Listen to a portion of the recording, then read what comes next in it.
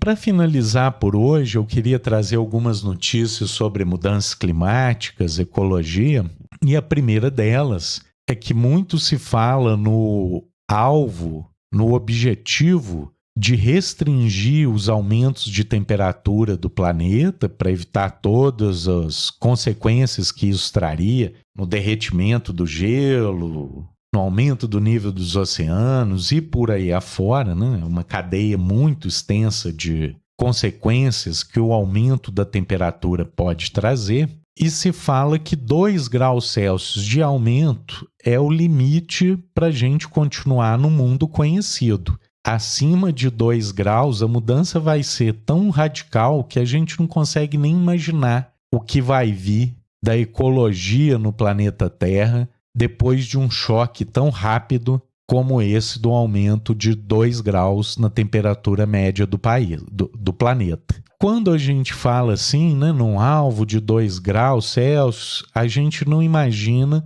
o quão próximo pode estar esse patamar. E como a gente está entrando aí num ciclo de El Niño que aquece as águas do Oceano Pacífico, os cientistas estão alertando que o patamar de 1,5 graus deve ser atingido já nos próximos anos, nessa próxima onda de El Niño. Então, se o limite é 2, nos próximos anos a gente já deve chegar no 1,5, o que mostra que o tempo está andando contra a humanidade nessa solução desse problema, que essa meta de 2 graus está se aproximando rapidamente e a gente está muito longe de uma mudança que realmente permita limitar esse aumento das temperaturas. Então, em primeiro lugar, queria destacar isso, né? Está próximo, está cada vez mais próximo. 1,5 graus já está aí, nesse El Niño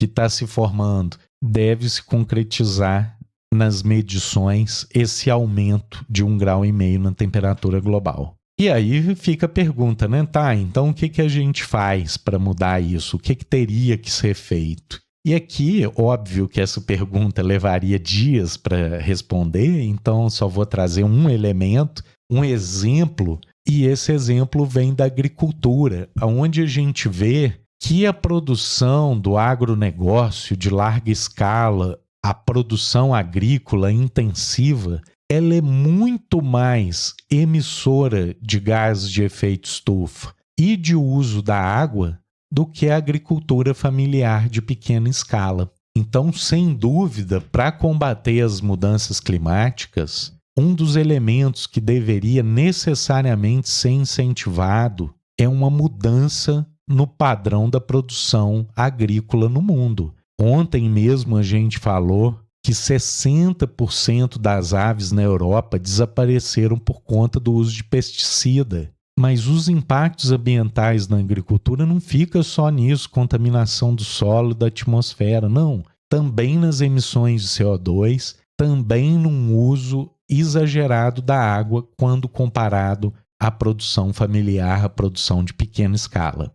Então essa seria uma das mudanças estruturais necessárias se realmente houvesse o interesse, né, comprometimento em limitar realmente o aquecimento global a 2 graus Celsius em relação aos padrões do século passado. Para finalizar mesmo o argumento, a gente vê aqui, né, uma discussão que desde que eu era criança eu ouço falar, né, do buraco de ozônio, os CFCs, os gases que reagem com o ozônio na atmosfera e que acabam desmantelando essa proteção do planeta contra a incidência de raios solares. E se isso era a grande discussão da ecologia nos anos 90, hoje eu diria que não, né? Nem tanto se fala assim do buraco de ozônio, já não é um tema tão recorrente quanto foi no passado. E isso pode levar ao engano de achar que o problema foi resolvido, que o buraco de ozônio não existe mais e que a proibição do uso desses gases CFC resolveu o problema. E quando a gente olha o dado, isso está longe de ser verdade. Sem sombra de dúvidas, se diminuiu consideravelmente, né, a velocidade do aumento desse buraco de ozônio, se estabilizou e ele começa até regredir, mas ainda assim num patamar muitíssimo maior do que era lá nos anos 70. Então o buraco de ozônio ele até está diminuindo, mas num ritmo muito lento e que, como a gente vê pelos dados das temperaturas globais, eu diria que muito aquém do que seria necessário.